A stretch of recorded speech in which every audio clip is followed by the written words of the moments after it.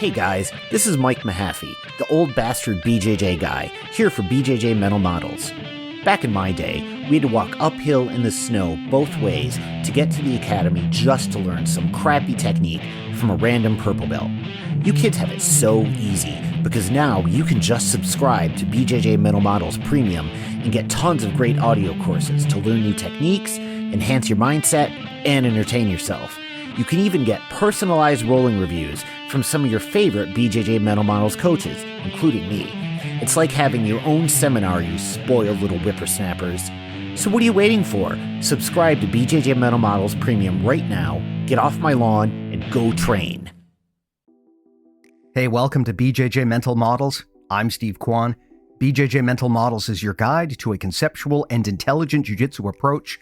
And in this week's mini episode, I want to talk about a concept that comes up a lot in skill development, in strategy, and is very relevant to any performance field like Brazilian Jiu-Jitsu. That's a concept that's sometimes called the zone of genius. The idea basically is that all of us have an area where we are especially good, especially strong at. And for the purposes of this conversation, we'll refer to that as our zone of genius. Now, you may not necessarily be genius level at these things, but all of us do have areas of our skill set where we are just strong. If you've been grappling for a while, you've probably seen this within yourself, where there are some things that you are just really good at, and maybe other people struggle to be as good at those things as you are. I've definitely encountered this myself, and it's informed a lot of how I teach. There are some things that are within my zone of genius that I'm just really good at, and no matter how much I try to duplicate that in others, it just becomes difficult to do so. Because there's something about certain techniques that just speaks to all of us. We all have different areas of strength. That's our zone of genius. Now, a question that many people ask themselves is it better to focus on improving our strengths, or is it better to focus on addressing our weaknesses? And that's where this zone of genius concept really helps us understand what we should be focusing on, especially when it comes to how we put together a game plan, how do we allocate our training time. When we're thinking about whether we should focus on our strengths or shore up our weaknesses, there are diminishing returns to patching up your weaknesses. It's often better to double down on your strengths. Think about it this way. If you spend all of your time just addressing your weaknesses, then at best you're probably going to be average because your time is split across a whole bunch of different things. You never really invest enough time in one area of skill to be especially good at that. This can be a bit of a paradox because we often feel like, I don't want to have any weaknesses. I want to be good at everything. And so that can sometimes lead us to focus on developing all of the areas of our game where we feel we're not particularly good. But as the old saying goes, if you are a jack of all trades, then you are a master of none. And that's basically what we're talking about here. Now, does that mean that we want to have giant weaknesses in our game, giant glaring holes that people can exploit? No, of course not. If we have a weakness that is so severe that people can take advantage of it and win the match because of that weakness, then those are things that we need to address. But there is a difference between I have this giant defensive hole in my game that people are exploiting versus I'm just not particularly great at lapel guard. Those are two very different situations. So when it comes to addressing our weaknesses, we want to patch up our weaknesses to the extent that they can no longer be exploited by our opponents, but there are diminishing returns to continuing to invest in those areas outside of our strengths. What we really want to do if we want to be exceptional is focus on the things that are within our zone of genius.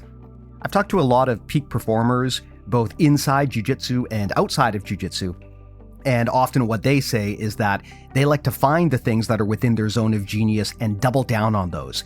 Go all in on those areas of strength because that's where they have the potential to be truly world-class, truly better than anyone else.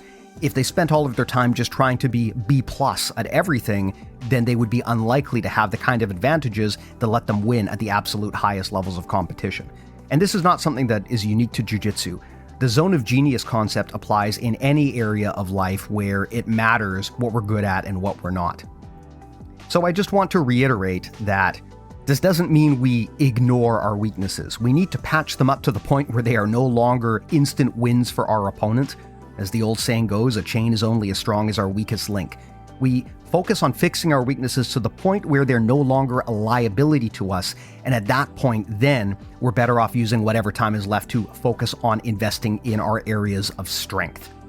I think much of the time, the obsession over what are our weaknesses comes down to a level of perfectionism that many of us have in performance sports like Jiu-Jitsu.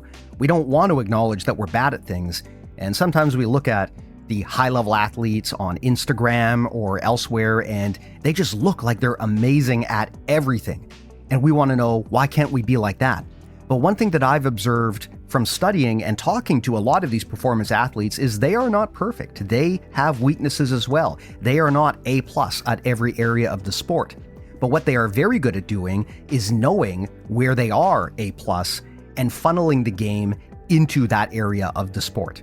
And there's that word again, funneling. This is a concept that we introduced on a prior mini episode. I'll put a link to that and some other relevant mini episodes in the show notes so that you can check those out. The idea is, we need to know our zone of genius and build a game plan that takes us into that zone of genius. We want to avoid playing parts of the game where we are weak or mediocre and focus instead on taking the game to the areas where we are just really good. So understanding where your zone of genius lies is a huge part of being effective in any performance art like Brazilian Jiu-Jitsu, because no matter how good you are, and no matter how many hours you train, you simply cannot become world-class at every area of the sport. You have to call your shots in terms of where you spend your time, and the best use of your time is, first of all, patching up your weaknesses, second of all, leaning into your zone of genius. Now, some weaknesses we can just patch up within ourselves, for example, skill deficiencies, but for some other areas of the sport, we can delegate and we can rely on other people in our team to patch up those weaknesses. And that's actually the most efficient way to patch up a weakness, is to delegate to someone else. This is why a lot of high-performance jiu-jitsu athletes outsource aspects of their game. They might rely on their coach to do tape study or game planning, or to set up a curriculum for their skill development. They might rely on a nutritionist to tell them what to eat, maybe even to prepare meals. They might rely on a physiotherapist or a strength and conditioning trainer to help them optimize their body's performance. These are all examples of delegation. If you're a performance athlete, it's probably not the best use of your time to try to become an expert in strength and conditioning or nutrition. It's better to find existing experts, bring them onto your team, and leverage that expertise so that you can focus on building up your zone of genius. So that's a really helpful concept that I have used to figure out where to invest time when it comes to skill development, or even building a product like BJJ Mental Models. I always like to think about what is the zone of genius of the work that we do, and how can we make sure that we really maximize our efforts in living within that zone of genius. As always, there's a whole bunch of great stuff on BJJ Mental Models that you can check out. Go to bjjmentalmodels.com to get every episode of our main podcast, plus all of these mini episodes free. You can also sign up for our awesome newsletter. And if you take jiu-jitsu really seriously and want to really optimize your time in the sport, I do recommend joining BJJ Mental Models Premium. All of the details are at bjjmentalmodels.com, and I will put a link in the show notes as well. Thank you so much for listening, and we'll talk to you next time.